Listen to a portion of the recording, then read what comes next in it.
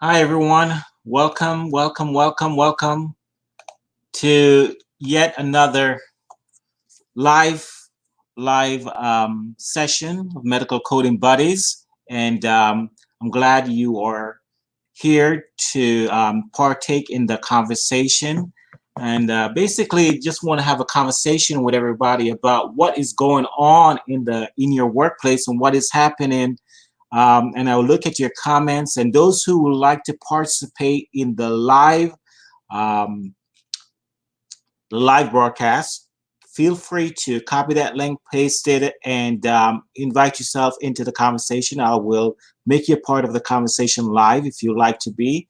Just copy the link that I just posted in the comment area and post it in your web browser, and please feel to join the conversation. Basically, trying to get a narrative on what's happening. Last week, I did a poll on the platform where we talk about the different things that's happening in the industry, and basically gauging what's happening, seeing where everybody's head is at. And basically, based on what I've seen, is the majority of the folks are pretty much staying busy in the right now. And I did get reports of folks losing their jobs, and that's unfortunate. I did get reports of people having reduction in hours, and that's unfortunate as well, because every penny counts when you're trying to pay that bill, right? And so this is not this is a time where, as medical coding buddies, we try to lift everybody up. We try to make things right.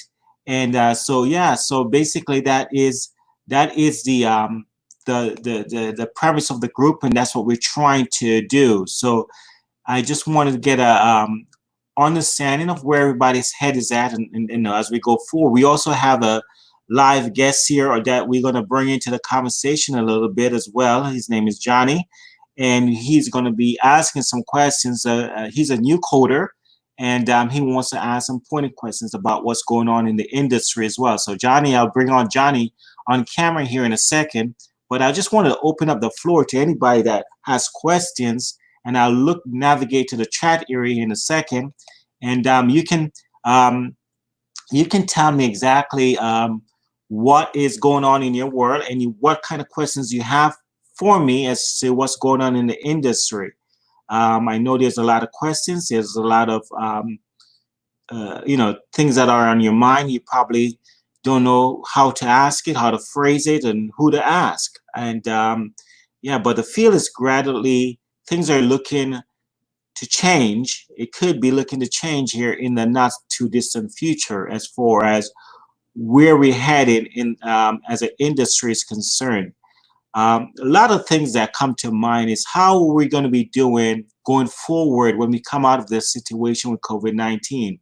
How are we going to be testing? I know a lot right now. For example, the AHIMA CCS test is done via Person View. The AAPC exam is done, is proctored as well, and it's done in an open setting, no computers, 4 hours long pretty much. And so I know there's a lot of questions surrounding that, and I too have questions as to how going forward these tests are going to be administered, because I know a lot of folks are probably going to be leaving fearful out of the situation, and we want, a lot of unanswered questions as to the way forward when we do come out of the situation. So those are the kind of things that are on my mind. And I don't want to know what's on your mind. So again, please leave the comments below. I'll be checking the feed to see your questions, and while I talk. But yeah, so that's the situation. Now, to backtrack, we do remember a couple weeks ago, we come up with a new code. Well, not we, but HEMA, AAPC,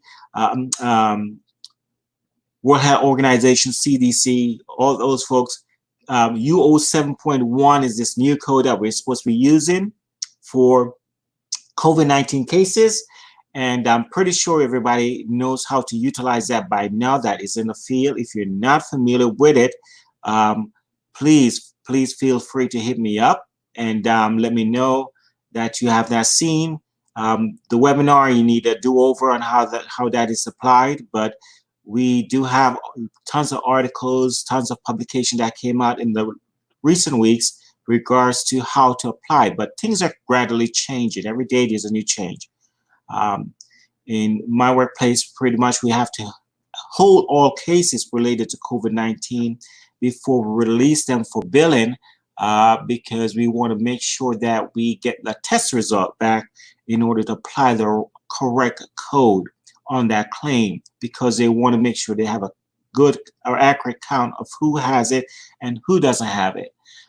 So those are the things that we're doing in my workplace right now in regards to that. Um, and so, yeah, so that's what's happening in my neck of the woods.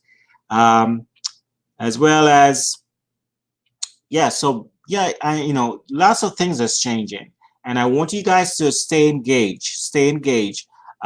If you're a member of AHIMA, there is a good forum there for COVID-19 situations. You can go into the discussion rooms and have those conversations with folks who are very knowledgeable in the subject matter and that can help pinpoint you in the right direction, especially for inpatient coders, because one of the questions that keep popping up, for example, is sepsis with COVID. How do we code that? If a patient has sepsis and they now and is due to COVID, how do we code that? Those are kind of the questions that keep popping up.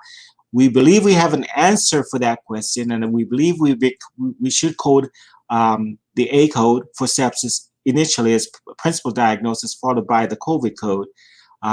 But things can change, because I know there's an open question to the coding clinic authorities right now as to relates to that, to try to ascertain if that is the best practice for coding sepsis with COVID. And I know I see a lot of questions popping up with sepsis with pneumonia. How do we code that? So those kind of questions are out there, and I know they're time sensitive, because people want to release these claims out to the general to the billing areas, to the United Healthcare and whoever else you bill into, Medicare, whoever else, especially for the inpatient cases. We don't want to hold those claims up because we're holding up money, right? So yeah, so make sure you get with your supervisors, you ask the pertinent questions if you're not sure how to move forward with those claims, because we don't want to hold those claims up at all.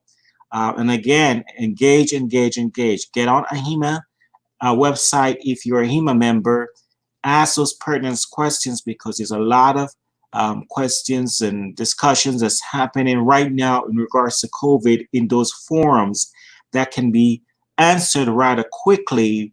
If I'm not available, or any of the coding buddies on the platforms are available to answer them, it is best to get them from the subject matter experts also who are on those forums, because majority of them has a direct link to coding clinic, and so they can be probably well versed to answer those for you in real time.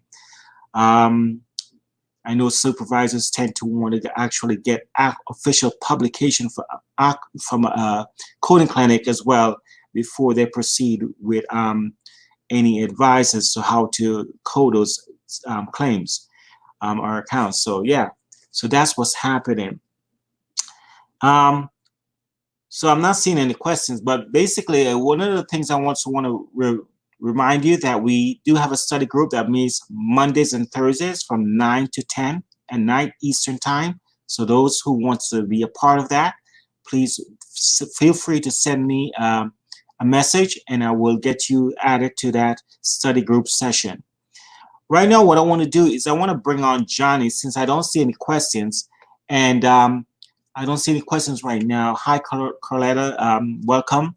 And I'm going to add on Johnny to the stream and let him ask some questions, because he has some questions. He's a new coder, and we want to add on Johnny to the stream here, and he can ask away, and you guys can be a part of the discussion and see how this works. Hey, Kevin. Hi, Johnny. Welcome. Thanks for having me on. No problem. Go ahead, Johnny. Ask your questions. So, I've been reading a lot about the situations, and how do we really know that the COVID-19 was the actual cause for all those deaths? There could have been other factors such as MI or CHF or other forms of cancer. So, how do we know that the COVID-19 was the actual cause for those deaths when other conditions may have been involved? Okay, I can't really answer those questions because the medical record is the foundation from what we use to code charts. And so basically, if they say it's not documented, it never happened. So what happens is that we pretty much go through the narrative of reading medical records, and whatever is documented in the medical records, that's what the coders have to utilize to code the chart. Hopefully that answers your questions there. Understood. And I just wanted to ask everybody involved in our chat, how has the crisis affected your situations? What has changed?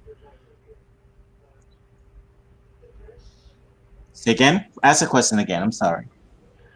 How has the crisis affected your work situations? What has changed? Basically, like what I just described before, for me particularly, what has happened is that I've seen reduction in work.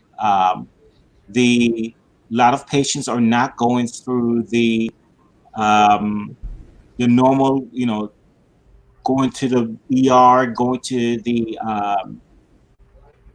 inpatient setting for normal stuff. Elective procedures are now on hold, so those kind of patients are not coming through anymore. Yeah, so reduction in patient volume is what I'm seeing. The census, as we call it in the hospital setting, is low. So that is what's happening that I've seen right now. So that dramatic turn down is leading to some coders seeing a reduction in hours, a reduction in work. Some folks end up losing work. I know a couple folks who have contacted me and said, my boss sent me an email early in the morning and tell me, don't come into work today. Just sign off, don't come in, and we will contact you when a census gets higher, or that kind of thing. So that's what's happening across the spectrum. In a lot of the discussion that I've seen in the HEMA's platform, all the coding managers are pretty much saying the same thing.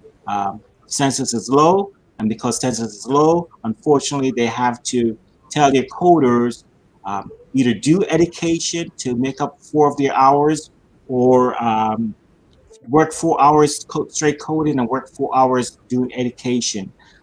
So some employers are able to maneuver that way. Some employers just choose to say, you know what, for the day, don't come into work. Just hold off until things get better. So that is happening. I'm not sugarcoating it. So that is happening right now. Any other questions? And for anybody else who wants to join in this conversation, don't forget you can join in the conversation. I'm going to post the link you just click on this link. I'm going to post it in the chat area, and you can click on that link, and you can join the conversation and let us know what's happening in your neck of the woods. Any other questions, Johnny? Yes. So another thing I was curious about was that for the people who just got their certifications in passing the CCS exam, will they still be able to get jobs between now and whenever the crisis dies down, or would you advise that they wait? I see jobs are out there. I see jobs still being added to, for example, AHIMA's platform. There is a career section there that you can get plugged into. I see jobs that are there still being added to that platform, especially inpatient coding work. A lot of the outpatient work is probably not going to be there right now, but there's a lot of inpatient work that is going to be there. So I see jobs that are being added every day to that platform as well. So don't give up, don't give in. Work is there to be had. You just got to know where to apply. And if you are sometimes you know if you are what do you say, flexible, then you can move around better to wherever you want to go. So if you would like to end up at Tennessee, for example, to work out of the hospital, and if that opportunity presents itself, and you can move, go ahead and make that move and make it happen. Sometimes you have to, do what you have to do in order to jumpstart your career. So don't settle and say, well, you know what, I just can't do that right now. Dig deep in your heart and figure it out and say, listen, I really want to jumpstart my career, and this is what I have to do to make it happen. So I'm going to have to make that move. And you talk it over with your family, and you make that transition happen. Um, so yeah, jobs are there. Basically, that's what I'm saying. You're just going to have to keep putting those applications and keep plowing. In And other don't words, you. I'm sorry. go ahead. Yeah, I was don't just going to ask you. In other words, you go where the work is. exactly. You go where the work is. You're going to have to be flexible. Go where the work is, especially in a time like this. You're going to have to go where the work is. So if somebody presents you with an opportunity and the opportunity is elsewhere, basically what I'm saying, and you talk it over with your family, and it can happen, make it happen. Um, don't just settle and say, you know what, it's not going to happen. So um, that's that. Okay, Uh, I didn't mean to interrupt before. Sorry about that. that's okay.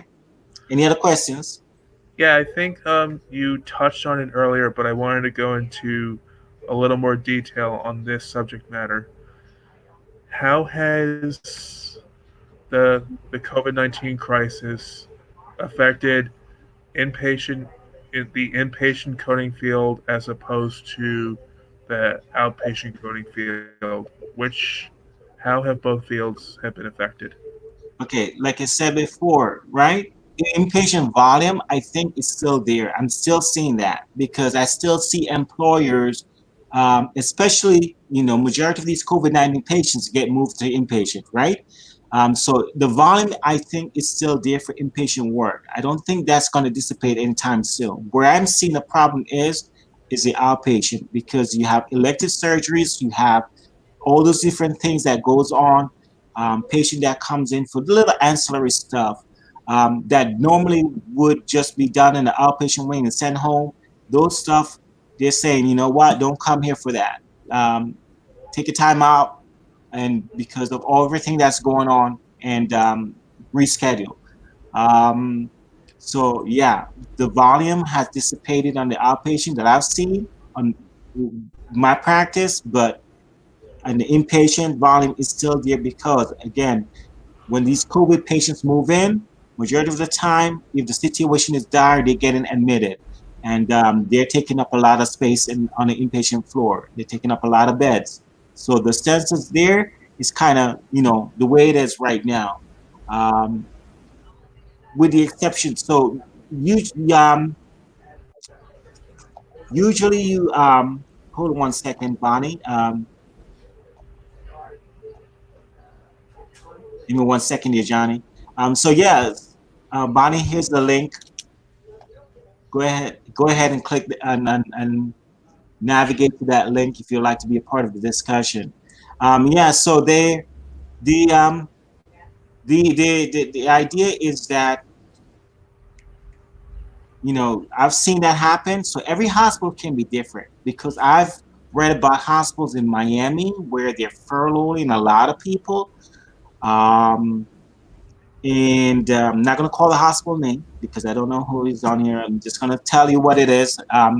Based on the article I've read and based on the people that I've communicated with, I have past co-workers um, that worked with me and are now working at that establishment, and they're telling me that a lot of their folks have been furloughed. And so, yeah, every hospital spectrum is going to be different based on where they're servicing. So if they're servicing a population full of seniors and a lot of, that kind of thing that's happening, more than likely your census is probably going to still up based on what's the needs. I used to work for a hospital back in the day when I was working for a company called Tenet. And the thing about it was that I could see every winter the census spikes, because what happens is that we have folks from Canada coming down for surgeries that they cannot do in Canada, whether it be a hip replacement, knee replacement, those kind of things. Um, and the volume spikes. And so we know between um, September to March of the following year, we're going Wow. to be dead with inpatient cases. We're going to be killed with inpatient cases because of the fact that these folks come on down for those procedures. Um, so yeah, so that's what happens. And so this same kind of thing. So it depends on the locality of the hospital, what's going on in their area, that kind of thing. Everybody's going to have a different story, I think, as to what is happening in their neck of the woods, as to what they're seeing. But I've read reports of hospitals, and even Bonnie, one of her, is commenting in here in the feed that she's hearing about furloughs, and that is indeed happening. I have seen many stories about furloughs that's happening right now. Yeah. Hopefully that answers your question. Yes. Yes, it Okay. does. Do you see the outpatient industry of getting improving anytime soon? Personally, yeah, it's gonna get better. I'm not giving up. It's gonna get better. Things are gonna turn around. People are gonna return back to the hospitals. People are gonna it's gonna get better. And yeah, I see a brighter future ahead of us. We're just gonna have to find a way out, and we're just gonna have to listen to the experts and figure out the best way forward. And thus, let everything pan out on its in due time. I think I definitely see it getting better. I don't see this happening forever and ever. So it's gonna get better. We're just gonna have to hang in there, and we got to keep doing these things that we're doing right here, like on what we're doing here on our platform. Keep encouraging each other, and one of the things that I encourage you to do, get as much search as you can. Right now, during this downtime, do a lot of education.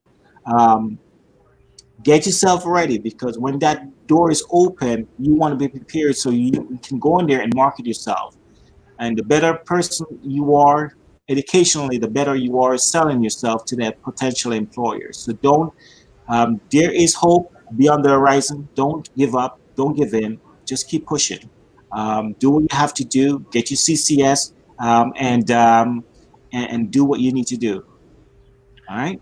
Speaking of CCS, you mentioned you were having this study group Mondays at 9 p.m. Yes, Mondays and Thursdays we do a study group at 9 p.m. I'm actually interested in attending the session tonight. Do I sign up on Facebook? What I'll do is I'll just get your email when we're done, and I'll add you to the link for tonight. Great. Kevin, I really appreciate your having me on. It's been very informative, and I wish all you the best of luck through this. This will pass, and we will succeed, and we will thrive from this. And No thank you for problem. having me on again, Kevin. No problem. Thank you. Thank you.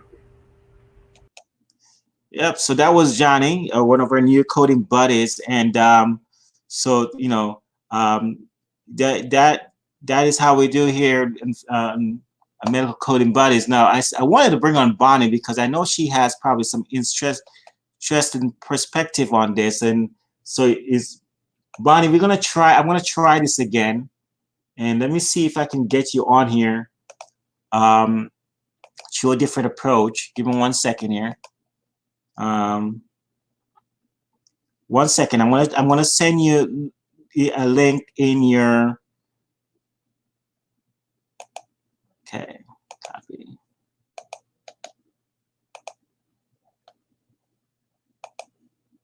Okay, I just sent you a link in your messenger. So if you can try clicking on that and tell me if that works. And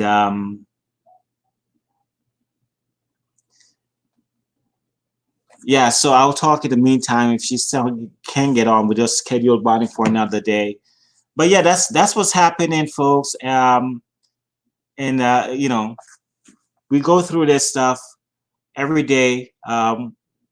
When you know, we try to lift each other up and try to get everybody on board here. So the field is ever changing. Things are going to change. We know it's going to be for the better. We know it's going to be for the better, and we have to believe that. We cannot give up. So we have to do what we have to do. Let me see. I'm going to scroll back to the comments because I saw some other comments on here. Somebody commented earlier. I don't know if this person is still here. If you have a patient with suspected COVID, what EMM code should you use?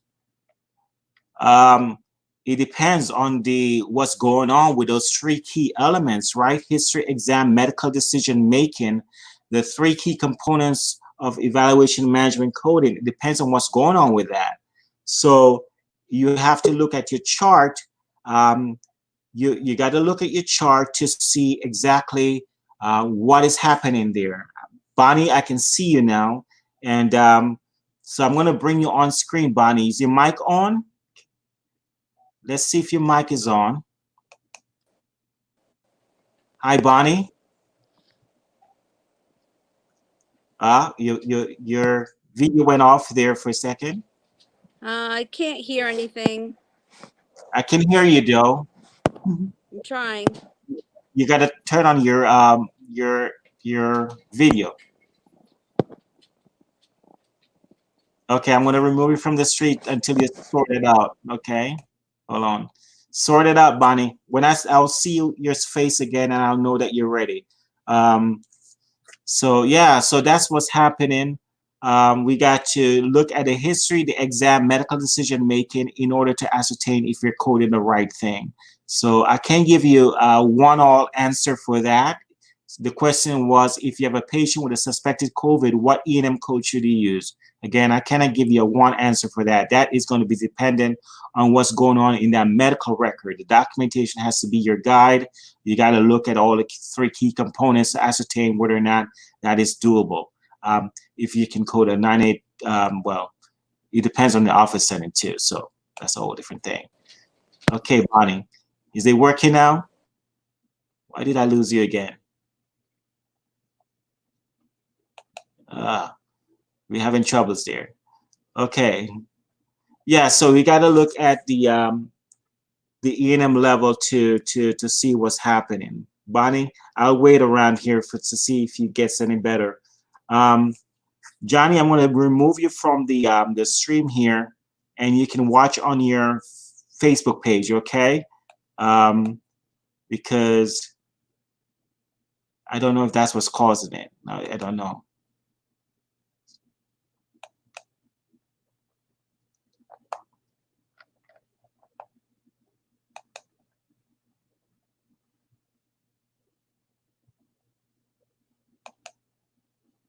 Okay, Bonnie, go ahead and try it now. Okay, so in the meantime, yeah, that's what's happening, folks. Any other questions? Any other questions?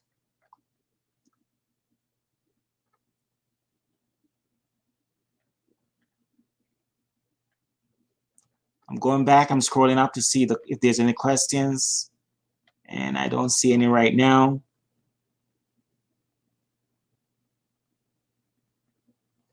So if is there any new coders on this feed that's watching right now that doesn't know where to go and look for jobs?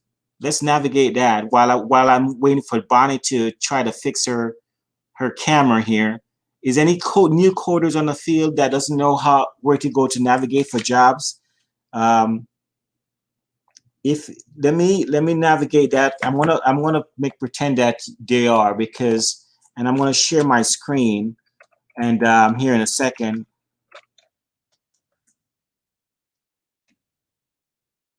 And let's see if we can help you navigate where to go to look for work.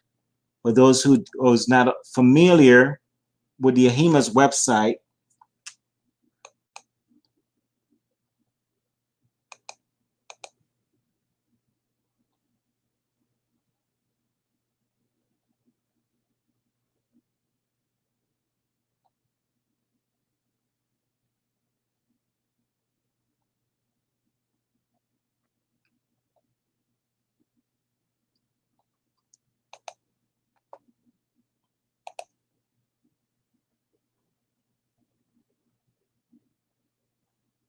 okay, give me 1 second here.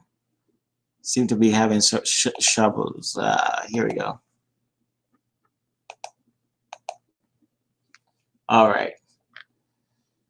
So if you are a HEMA member and you're looking for work, one of the things you got to do, make sure you get familiar with the AHIMA's website, because jobs are posted here almost daily, and you want to make sure that you know where where to go.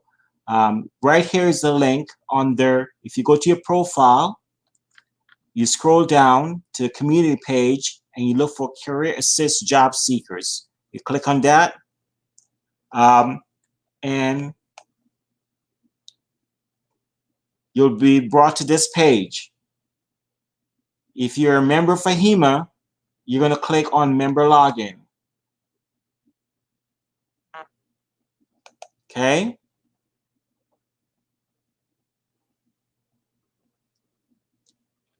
Once you do that, you can be able to go to the job seekers page and just do a job search. And there you go. You can even set or create an alert from there as to the type of jobs you're looking for. An alert will pop up in your email box telling you what jobs are out there. Okay? And these are your jobs that is currently available to you. Right? Look, 5 hours ago, 6 hours ago, 2 days ago. So there is jobs. There's hope. There's still jobs that are coming in, right? Every day, jobs are added to this platform. So so to answer Johnny's question, this is one place to look, okay, for jobs. Another thing for you to do is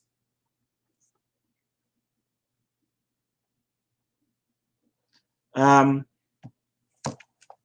thing for you to do is make sure you create a LinkedIn profile, okay?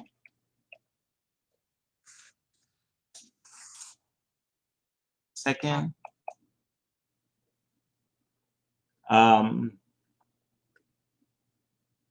And create a profile, and make sure when you create a profile, I already have a profile up, so I'm just going to log in with my account.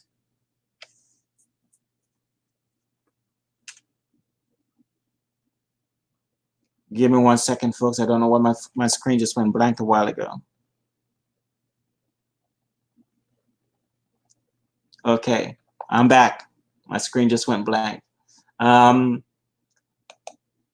going to click on jobs, and from there you'll see jobs that are lined up for you. Okay, jobs that are lined up for you all the way down. Now you need to make sure that you search for what you're looking for. Remote coding is what I search for, and then you click on that, and it says 71 new jobs was added today. 71 new jobs was added today. Okay, so this is what's happening. All right, 71 new jobs is now in this platform waiting for you. So if you don't have a LinkedIn profile, you need to create one. And LinkedIn is a good way to promote yourself. I have a LinkedIn profile, and once you get there, what you want to do is you want to make sure you team up with other folks who are on the platform who works in your field. So you add them to your feed, you add them as somebody you know, and then they can endorse you. They can endorse you to say, hey, I know this person. They perform well in this area and that area and that kind of thing. That's an endorsement. And you endorse each other. You team up with that person and say, please endorse me for this skill or that kind of thing.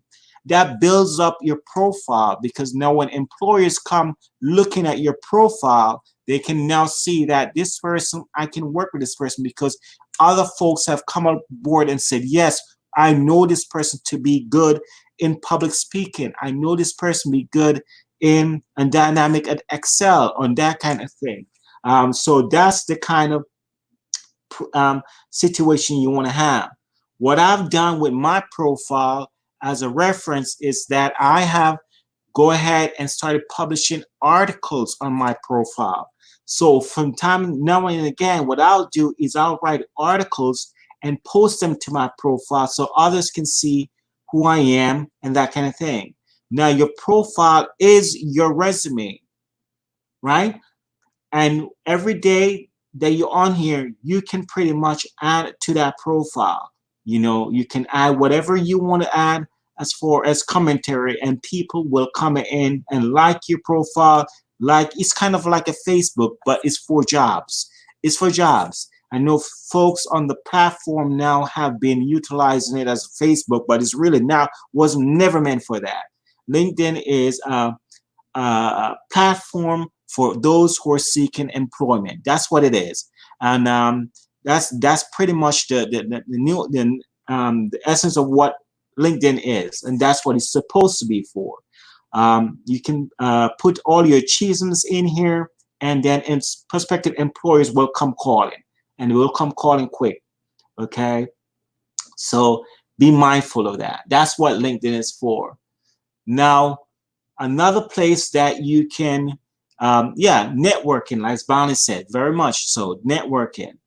Another place you can look for jobs is on the specific hospital websites. Now, for those who are not familiar with these companies, I've went over this before in past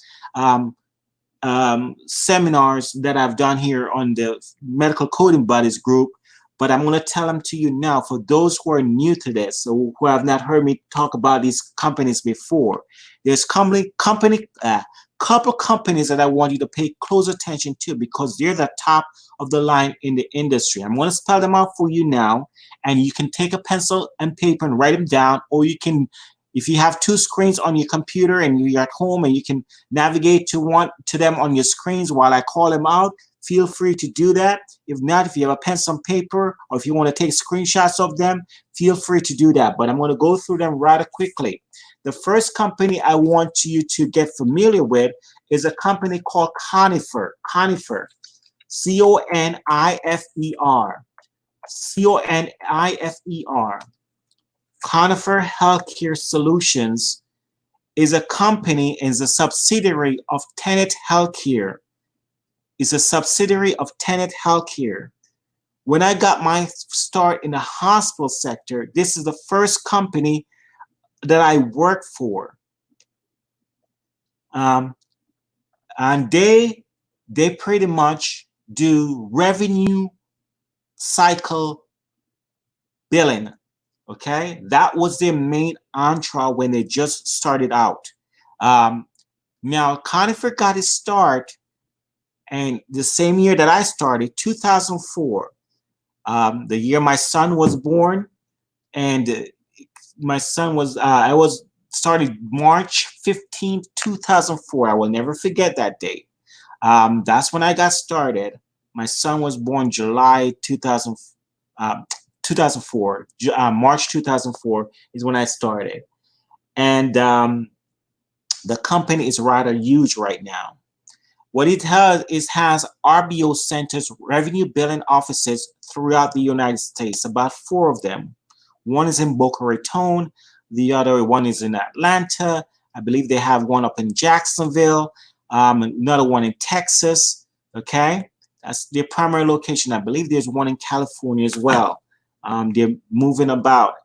But what they primarily do is revenue billing. Now, what happens is over the years, they have advanced in what they do. Now, what they do is, remember, they are a subsidiary of Tenet. So what they do is they do the billing for Tenet. Everything that comes out of Tenet as far as bills is concerned goes through their portals. Then what happens is they have a separate unit for each division. So they have a Medicare unit, they have a commercial unit, they have the auto claims unit. So you have different folks in those RBO centers that specialize in different areas. And their job is to bill out those claims based on those different insurance. So these individuals practice with Medicare, they practice with commercial, they practice with auto, they deal with workers' comp, those kind of thing. And so they have a different unit for each different insurance group. And so their goal is to bill out claims every day. That's their goal. Conifer got its start because several years ago, way back in like 2003, somewhere that around there, Tenet got in trouble with one of their hospitals in California, where they were kind of, you know, they did some not so good things with Medicare, and Medicare slapped their hands. So their agreement was to form this company in order to make sure that it does not happen again. Now, so that's what spun off. Now here we are. And so they do now, Conifer does billing and coding. So now, not only do they bill, but they also do coding. Not only do they code for Tenet, but they also code for other hospitals. So they have partnered with a hospital system known as Catholic Health Initiatives, right? They partner with them. They do a lot of billing for them, and as well. Okay, so they're going big and big and bigger. So because of that, there's a lot of jobs here. And let me dig into that. So if you click on careers, you're gonna see the positions that are out there is wide in range. As I discussed before, they have different departments. Now you can work in patient services. Now you can work in AR management. You can work in clinical revenue integrity and health information management. You can work in physician services, population health management. You can work in information technology. You can now you can work as a nurse throughout them and that kind of thing. They all have broadened their spectrum as to what they do. The latest rumor was that at some point in time, I think up to last year, I don't know what has happened since, but they were supposed to move Conifer away from Tenet and make Conifer stand alone as a standalone company. That was in talks to do. I don't believe that has happened. Conifer is still a part of Tenet. The last time I checked, that has not changed. Okay, so get in love with Conifer. Go to their website and get because that is a good company to find jobs at, especially if you want to get your feet wet. And Johnny, going back to your question, if you want to, you know, get your feet wet and you want to get in the industry really fast, Conifer is the way to go. Anybody else, that Conifer is the way to go. Especially if you are flexible and you think you can just, you know, talk to your family and try to figure out where the best jobs are and move along with that. Now, who else is like Conifer? There's another company out there known as Parallel. Parallel is a part of HCA. Parallel is a part of HCA. You want to get to know them as well.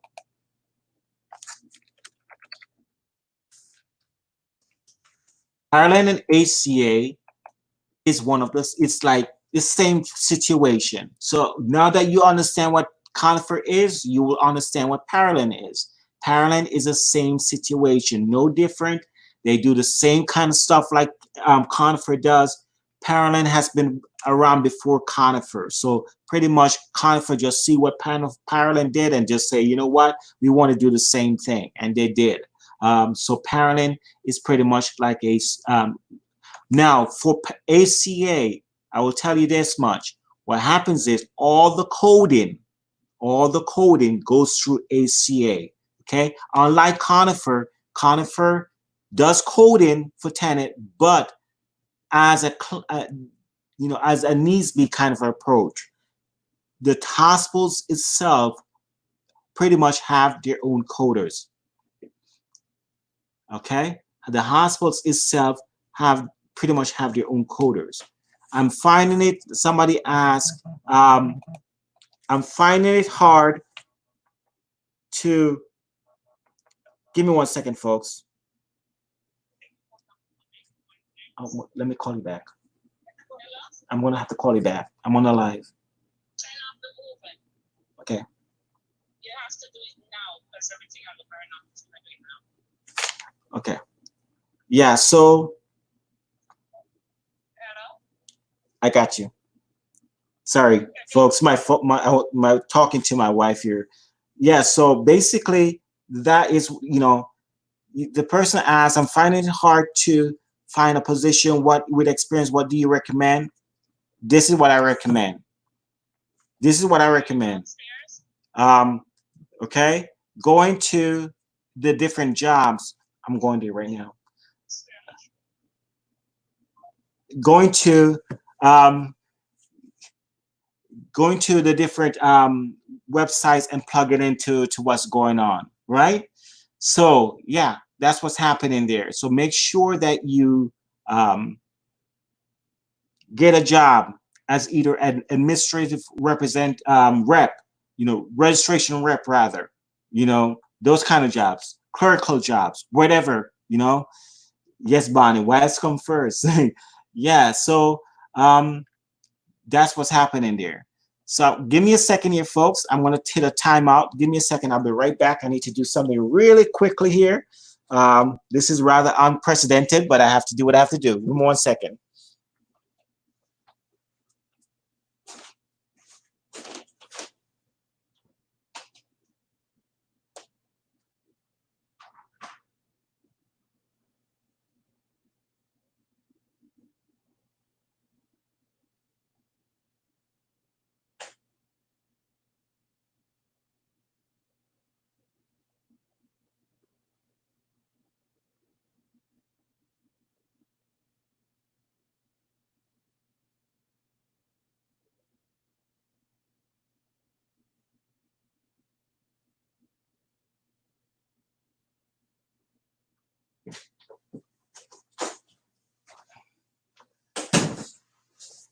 Sorry about that. So where was I saying? So basically, you need to get a job working in any position that you can get, either as a registration rep, scheduling department, anywhere. Bonnie says, I would check with small family PCP. Yes, do that. Wherever you can find a job, get your foot in the door. So don't sit around waiting for that coding position if it's not coming to you. If you're not flexible to move to a position, to a state or wherever the jobs are, do what you got to do in your locality. Find that job that works for you until you can make that next step. Does it answer your question?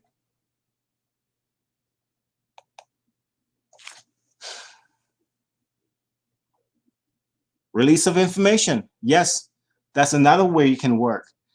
Work in the hospital department. Every hospital has an HIM department, as you all know. HIM is the one that processes the release of information. Go work for them first and move your way up.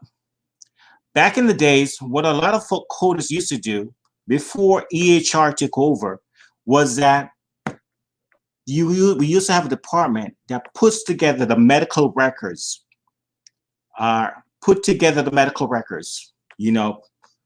document indexing, they used to call it, I believe it was. They put them all together in order.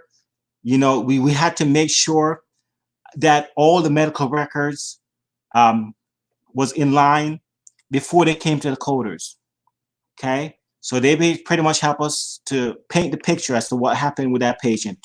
Every progress note has to be in order, all that good stuff. And right now they don't have those jobs anymore. So a lot of it is EHR. So you got to go where the jobs are. You cannot wait around and say, what can I do next? You got to go. And if you don't know, you're asking the right folks. This is where you ask. This is how we help you. Scanners are needed. Yes, we still need, because there are some the hospitals out there. Believe it or not, they're behind the 8 ball.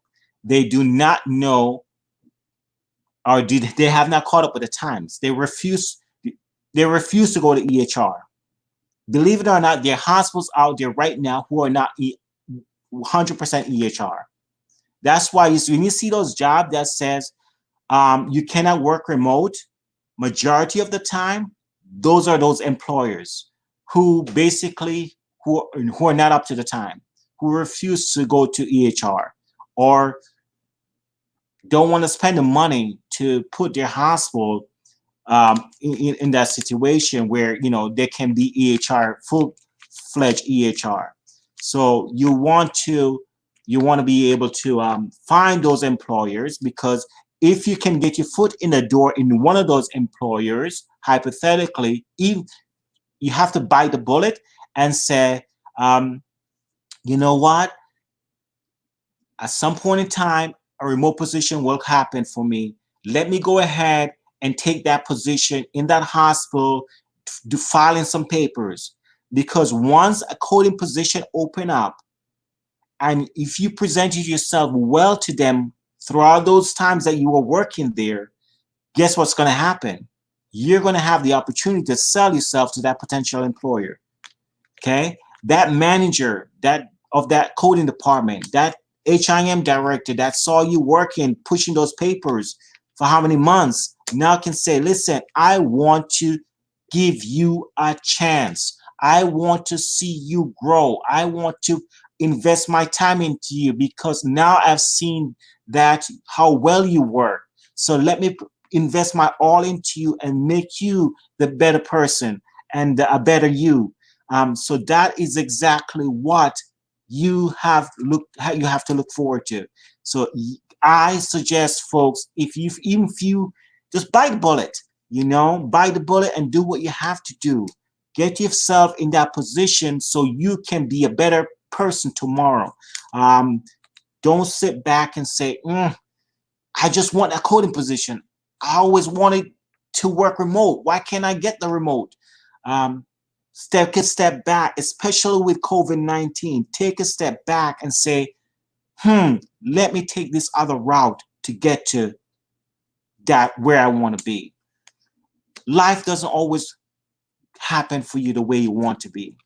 Let me tell you my personal story. And this is why I'm on this platform every day trying to help folks. I am, 45 years old. I got my bachelor's degree probably 3 years ago. And it was a big deal for my family because I had a lot of starts and stops. I was in the military. I did a military thing. I did everything else. And so I was in the military for a while. I got out, did a lot of starts and stops. I'm going to try this. I'm going to try that. Didn't quite work out for me until I fell in love with coding in 1998, and I never left. I never turned back. And I stick with coding. And throughout that time, I was actively always working around the clock.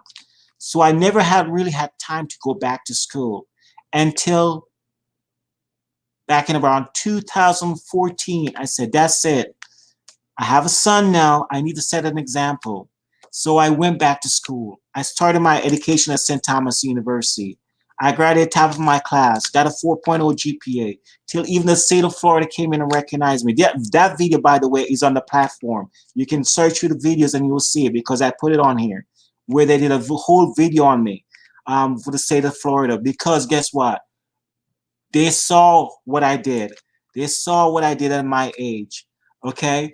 And they recognized me. Guess what happened? The state of Florida paid for my entire schooling. I didn't have to come out of pocket. Now, I'm about 2 months away. Fast forward to 2020, I'm about 2 months away from getting my master's. That's God. That's what perseverance takes. That's what you have to do where you want to go. And it can happen for you. I'm telling my story to hopefully motivate you that, hey, listen, life is not always planned out the way you want it to go, but you can take different steps to get to where you want to get to. So yeah, and hopefully that story helps somebody today to motivate you to make that extra step. Okay, to make that extra step. Yeah. So in 2 months, hopefully, God's willing, I'll be here celebrating another achievement.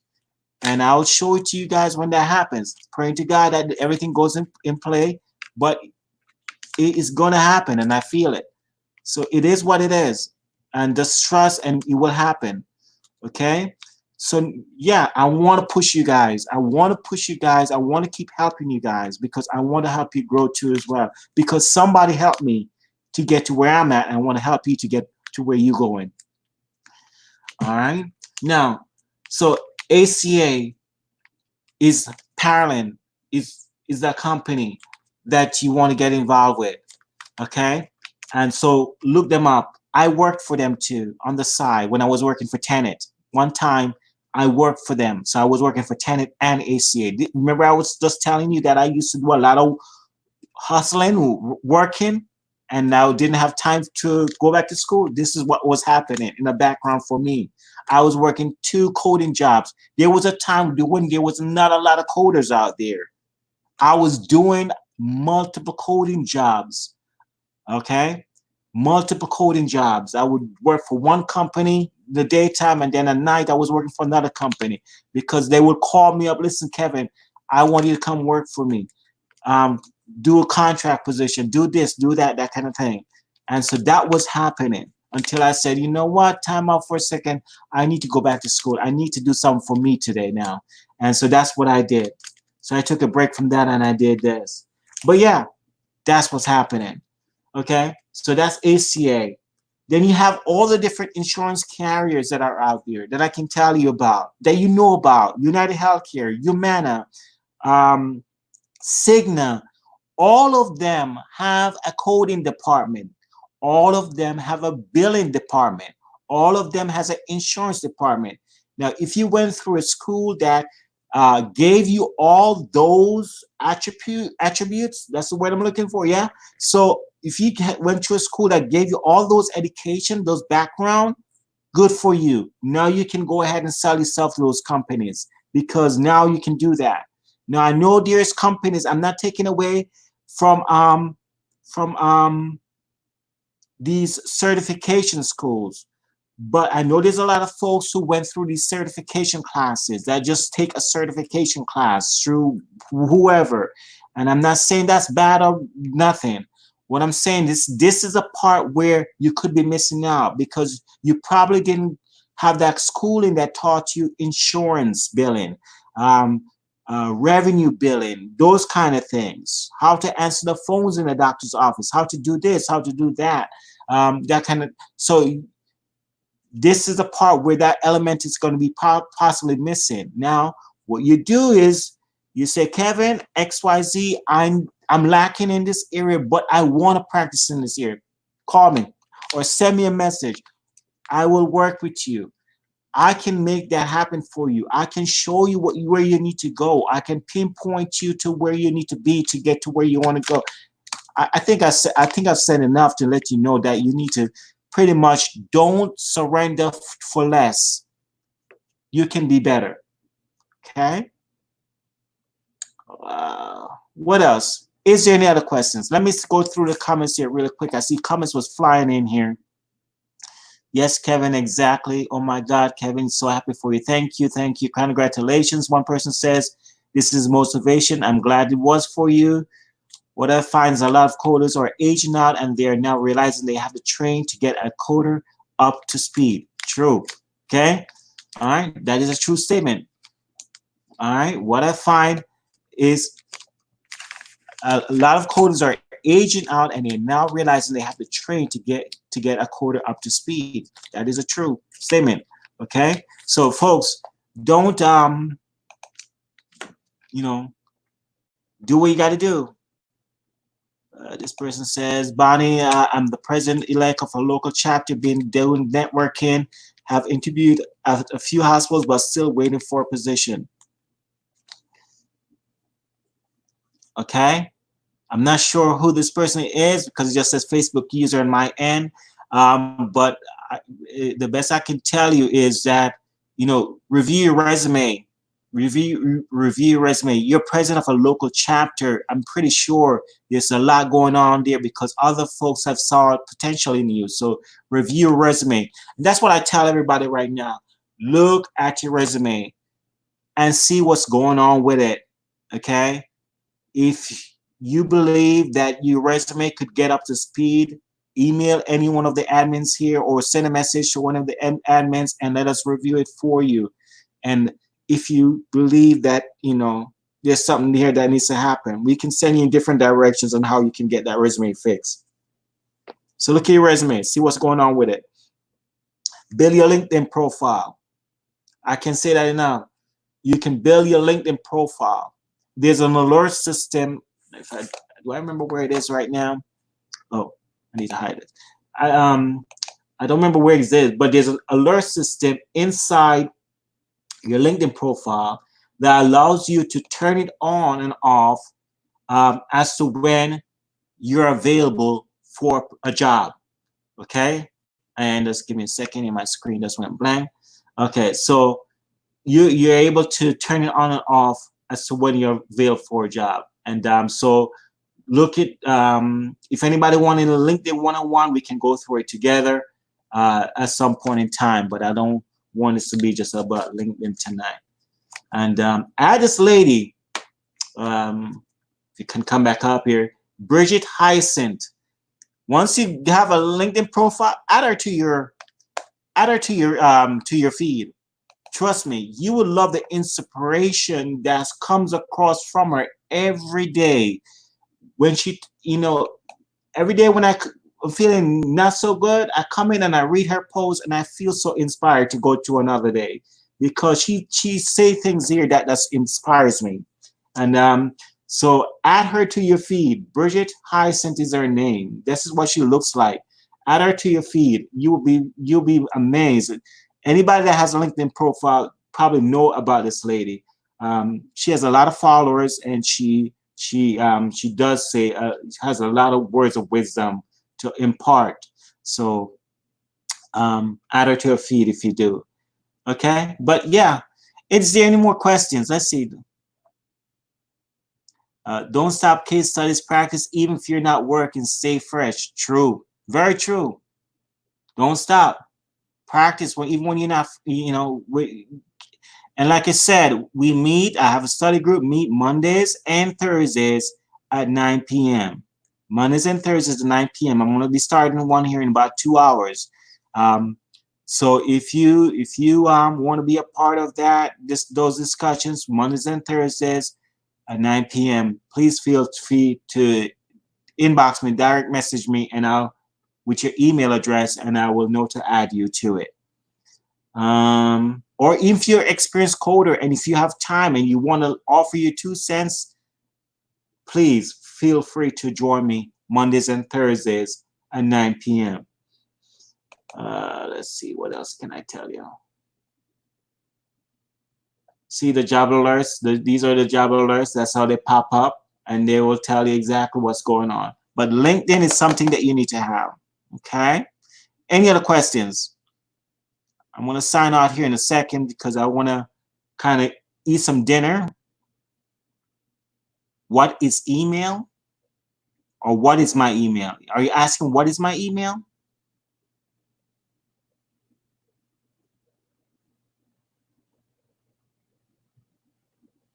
I'm not sure who this is, but can you rephrase your question and send it again? Let me know exactly what you're asking.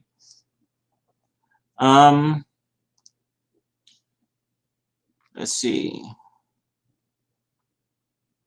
What else? Any other questions?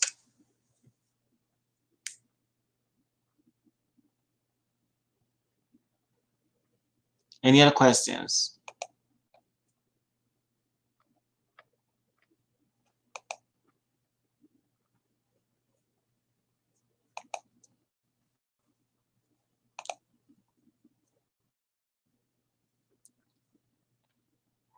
Where do we email for class tonight? Okay, no, send me a message.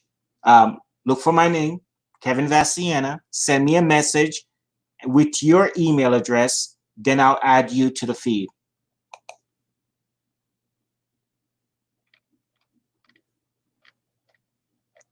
I'm looking for a video. I'm going to see if I can find it.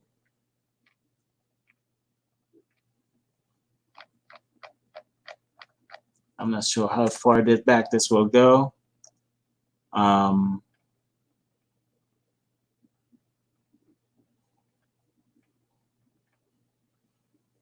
I was going to show you guys the video with me and the state, but I'm not pinpointing it right now.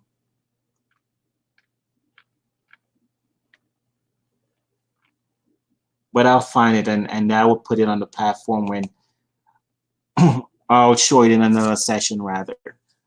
No problem. Okay. Any other questions? Any other questions?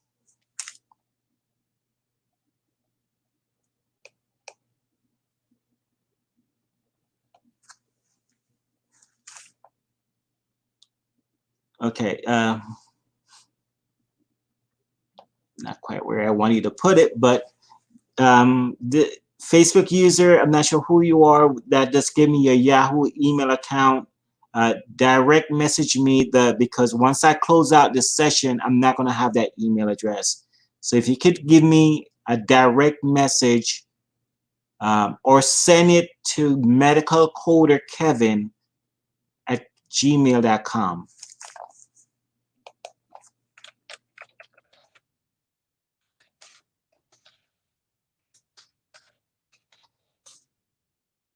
Send me an email there.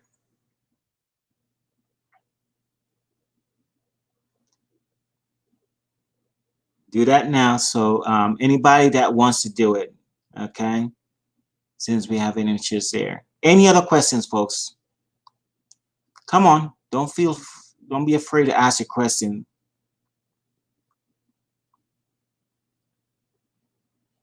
Yes, Bonnie, don't give up. Bonnie will fix this issue because I would love to get you on camera. I want to hear your story. So let's work on fixing your issue so we can get you on camera another day. So we'll coordinate. And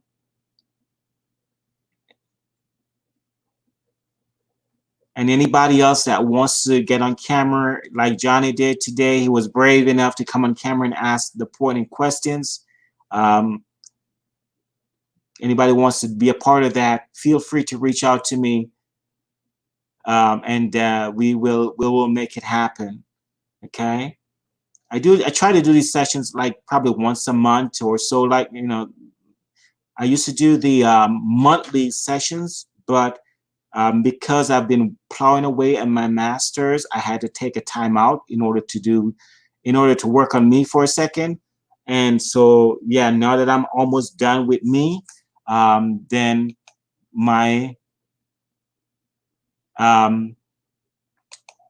next step is to come back at this at full force. So I am working on making some things happen in a not too distant future here, especially with COVID-19 and I'm grounded at home. I'm going to be having more hands-on situation to be able to do more on the platform to get you guys more information, more insight as to what's popping off in the industry. I want to go over coding clinics. I want to go over CPT assistance when they come out. Those kind of things. That's the approach that I will be taking once I start getting busy with it. So you can look for me on YouTube. You can look for me on here when I start breaking those things down and going over those kind of things, because not a lot of folks is privy to CPT assistance and ICD-10 clinics. We can get that material out to you. But I am trying to keep busy. Yeah, Bonnie, I'm trying to keep busy because I'm pretty much grounded at home because of this COVID-19. And I'm trying to keep my mind and myself occupied with with things so I don't go stirring crazy. I've been now at my home now. It's going on. This is week 5. Before the lockdown for Florida, I live in Florida, and before the lockdown for Florida happened, when was it? Last week? Yeah, last week. I was actually already home 3 weeks because of COVID-19. I dare not venture past my gate. I stayed at home because I knew better, because I work in the health field and I was seeing those charts, and I said, heck no. For me and my family's sake, we all staying home. We'll get our groceries however we have to get them. We do what we got to do. But I read those charts, and I read enough to know that this thing was coming at full-fledged, and it was taking lives. So I had to do what I had to do. I was right before everything started going crazy. I was supposed to go to Jamaica for a vacation, spring break with my son and my wife, and that did not happen. The week before, I said to my wife, it's not happening. We have to cancel. I can already see it's happening. We have to cancel. And then the following week, everything started coming out full-fledged, and we're like, okay, this is serious. So we had to do what we had to do. Yeah, I know my cruise was canceled. Yeah, I'm not going to be going on a cruise anytime soon. We usually do cruises every summer, but I probably will not be venturing on a cruise anytime soon until this thing can be sorted out. But if there's no other questions, I'm not seeing any questions. Come on, folks. I know you have questions. If there's no other questions, then I will leave you be. And I will just keep telling you to keep pressing. Don't give up. Don't give in. And like I always tell my son, if at first you don't succeed, try again. And that's what I'm doing. And that's what I hope you do. And just keep your head up. Class tonight, no, I use WebEx for class. So so that would be, the link will come via email, and then you guys just sign in there, and when the class begins. Any questions? Any other questions?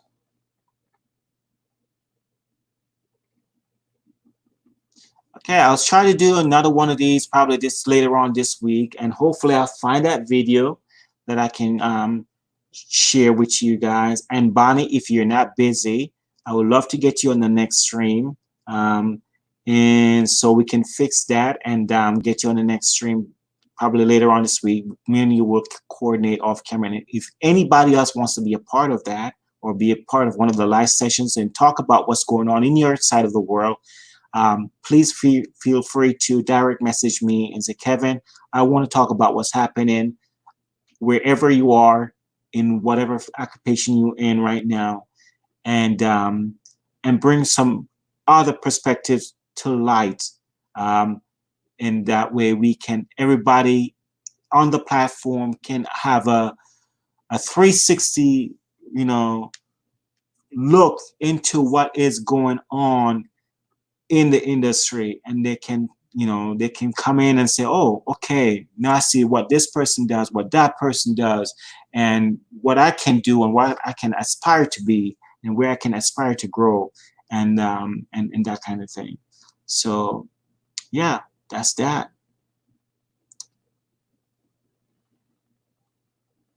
Okay, any more questions? No more questions? That's that. Okay, we've been doing this now an hour and 15 minutes. We'll take a break, and then for those who are joining me tonight, I'll see you at 9 p.m. Eastern time. We start on time, and we finish on time. We finish by 10, and that's it. So have a good night, folks. Talk to you soon. God bless.